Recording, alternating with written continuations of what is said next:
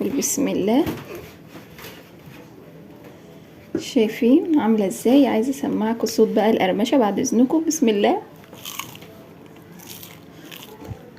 حلوه جدا ومقرمشه خالص. بصوا مقرمشه قرمشه ملهاش حل. ندوق تاني.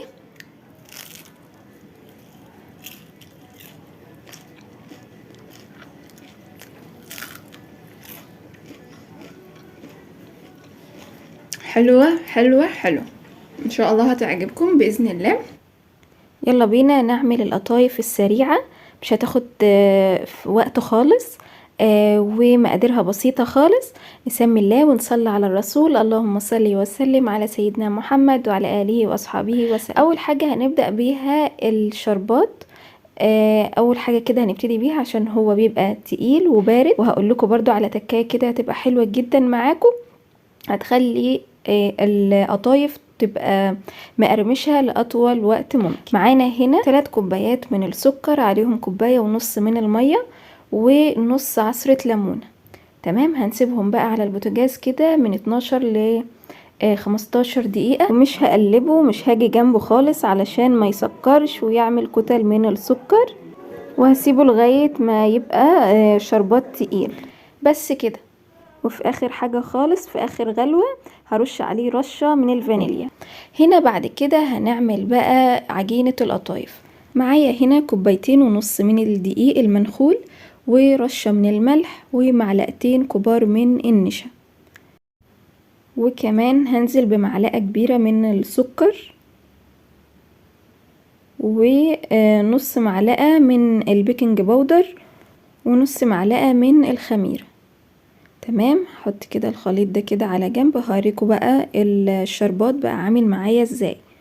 شايفين هو لسه طالع من على البوتاجاز، يعني هيبقى برضو لسه ما تقلش، بس دي كده في المعلقة. شايفين بعد ما المعلقة بردت اخدت حتة منها كده، واللي هو ايه مش بيقطع، وبقى كده معايا مظبوط وتقيل بس كده. هو تمام. هدخله بقى التلاجة، ودي تركة كده ان هو هيبقى ساقع، واول ما القطايف تطلع هننزل بالقطايف في الشربات ده. بصوا في الاخر هتبقى النتيجة ان شاء الله روعة. بعد كده هنزل ب3 كوبايات دافيين من المية، وهديها تقليبة سريعة كده. حابة ان انتي تحطيه في الخلاط، تمام. انا حبيت يعني ايه ان الموضوع يبقى سهل، يعني ايه ابسط الامكانيات يعني. قلبتها كويس جدا بالشكل ده، وبعد كده بقى هبتدي ان انا اصفيها عشان لو فيها اي تكتلات، اي حاجة مش مظبوطة في العجين، تنزل معايا في المصفى وتبقى معايا مظبوطة. شايفين بقى؟ بس كده بقت معايا بالشكل ده. طيب بعد كده هجيب فوطة وهحطها بقى على جنب كده، هركنها وهسيبها ترتاح 5 دقايق، مش اكتر من كده. بعد كده بقت معايا بالشكل ده. هاخدها بقى واحطها في اي حاجة اعرف اوزع بيها واعمل بيها القطايف، اي حاجة تنفع ان انا يعني ايه تبقى تسهل عليا، وتنزل بالشكل ده كده وتاخد شكل القطايف. جبت صينية او ممكن طاسة. انا هنا الصينية دي اكبر من الطاسة وكده، فحبيت عشان اعمل كذا واحدة وانجز. المهم هنا كده جبت الخليط، وبدأت ان انا انزل بالعجينة القطايف بالشكل ده. طبعا اول كام واحدة كده مش هيظبطوا، بعد كده هتقدري تتحكمي في ايديكي وان انت تطلعيهم بعد كده احسن، ويبقى شكلهم مظبوط اكتر. هنا كده بدأت تاخد لون خفيف من الظهر بالشكل ده، واول ما عجينة القطايف بدأت ان هي خلاص يعني ايه مفيش عجين خالص على الوش، اقوم شايلاها على طول. هوريكم برضو تاني.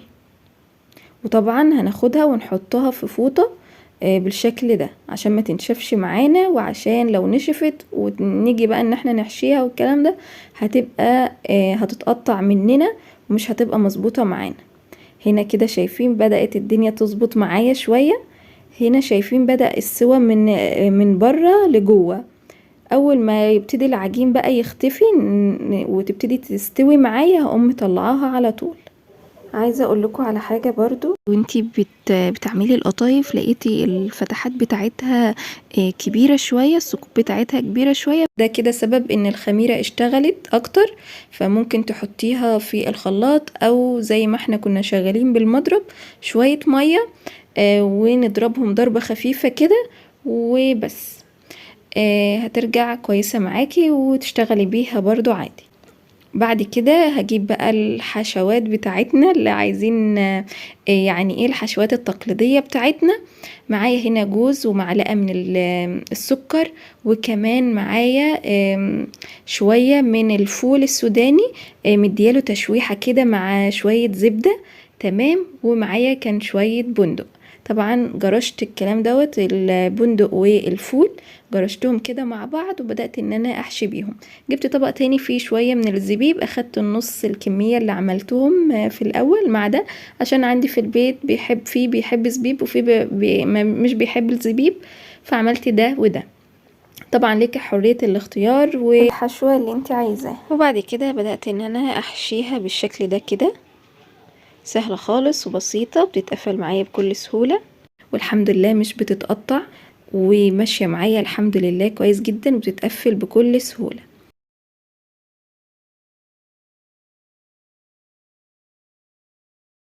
وهخلص بقية كمية القطايف بالشكل ده.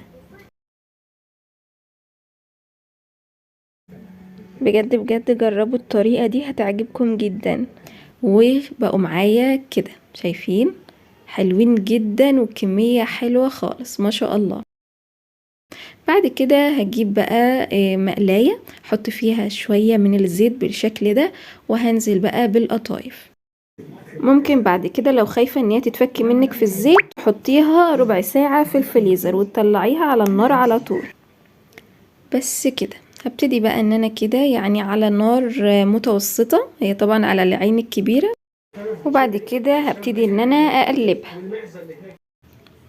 بقت معايا بالشكل ده، اخدت معايا اللون الحلو ده، لازم لونها يبقى حلو كده ومش فاتح علشان تبقى مقرمشة معاكي.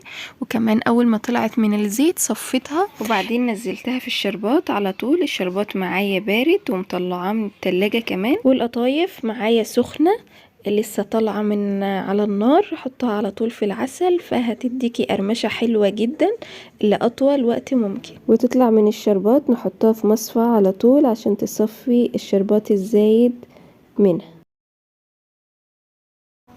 شايفين هنا خلصت الكمية كلها وبقيت معايا بالشكل الرهيب والجميل ده. بسم الله. شايفين عاملة ازاي؟ عايزة اسمعكم صوت بقى القرمشة بعد اذنكم. بسم الله.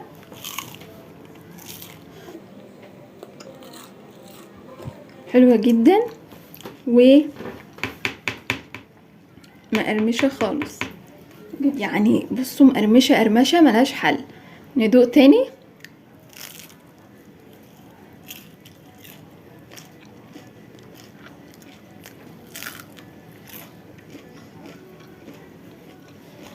حلوة حلوة حلوة ان شاء الله هتعجبكم باذن الله. حبيت كده ان انا اسمعكم صوت القرمشة، حلوة جدا وبصوا كان طعمها رهيب. طيب هنعمل ايه بعد كده؟ طبعا القطايف مش بتتغطى عشان لو غطيتيها بعد ما طلعتيها هتطرى معاكي، فهنسيبها بالشكل ده كده. طبعا هي من حلاوتها مش هتطول معاكي، هتخلص في ساعتها. بس كده شايفين بقى هنا جبت شوية من البندق المجروش ورشتهم على القطايف بالشكل ده. شايفين بقى الجمال. وكل سنة وانتم طيبين وفي احسن حال يا رب، ورمضان كريم عليكم. اشوفكم على خير ان شاء الله في فيديو جديد. وما تنسيش بقى اللايك الحلو بتاعك والاشتراك في القناة وتفعيل الجرس كمان عشان تفرحيني وتنوريني. واشوفكم على خير والسلام عليكم ورحمة الله وبركاته.